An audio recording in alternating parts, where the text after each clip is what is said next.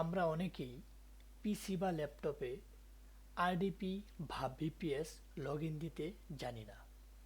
যদিও বিষয়টি অনেক সহজ, তবু যারা নতুন আছে, ইতিপূর্বে আরডিপি বা ভিপিএস চালায় নাই, তারা এটি কিভাবে লগইন দিতে হয় সেটা জানে না।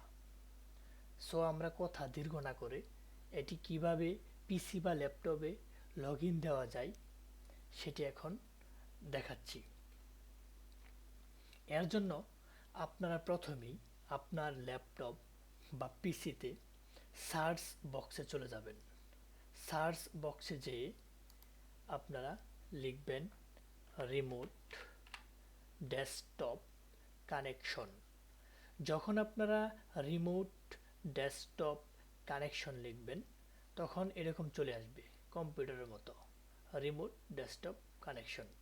যখন এই ইন্টারফেসটা চলে আসবে, তখন আপনারা এই রিমোট ডেস্কটপ কানেকশন লেখাটার উপর একটা ক্লিক করবেন। ক্লিক করলে আপনাদের এরকম ইন্টারফেসে নিয়ে যাবে। এখানে যেহেতু আমি আগেই আরডিপিটা আমার লগইন দিয়ে রেখেছিলাম, এই কারণে এটা শো করতেছে। আপনাদের পিসিতে যদি আরডিপি ইতিপূর্বে লগইন না দেন, তাহলে আপনার এই বক্সগুলো খালি থাকবে। তো এখন আমি প্রথমেই আমার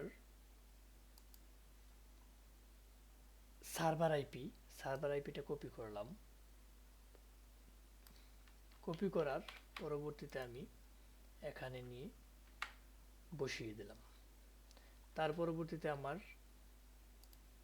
ইউজার নেমটা কপি করে নেব।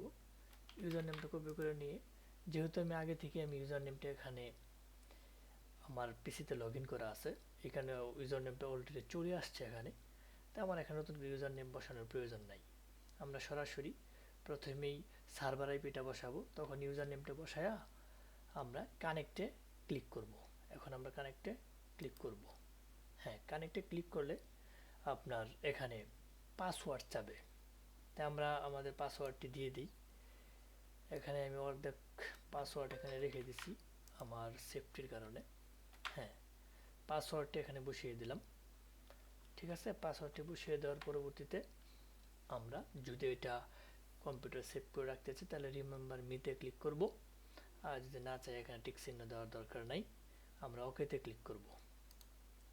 হ্যাঁ, ওকেতে ক্লিক করলে আমাদেরকে এরকম ইন্টারফেসে নিয়ে যাবে।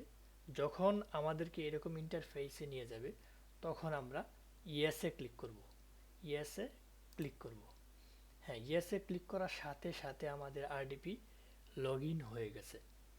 ঠিক আছে, আমাদের আরডিপি এখানে লগইন হয়ে গেছে। তখন আমরা এখান থেকে একাধিক ক্রোম ব্রাউজার অ্যাড করে আমরা কাজ করতে পারবো আমাদের ইচ্ছা অনুযায়ী। তো মূলত এভাবেই আরডিপি আমাদের লগইন দেওয়া হয়। আরডিপি বা ভিপিএস একই, এভাবে পিসি বা ল্যাপটপে লগইন দেওয়া হয়। তা আপনারা যারা বিষয়টি জানতেন না, এখন জানলেন। আশা করি সহজেই বিষয়টি বুঝতে পারছেন। আর আবারও সকলকে ধন্যবাদ ভিডিওটি দেখার জন্য।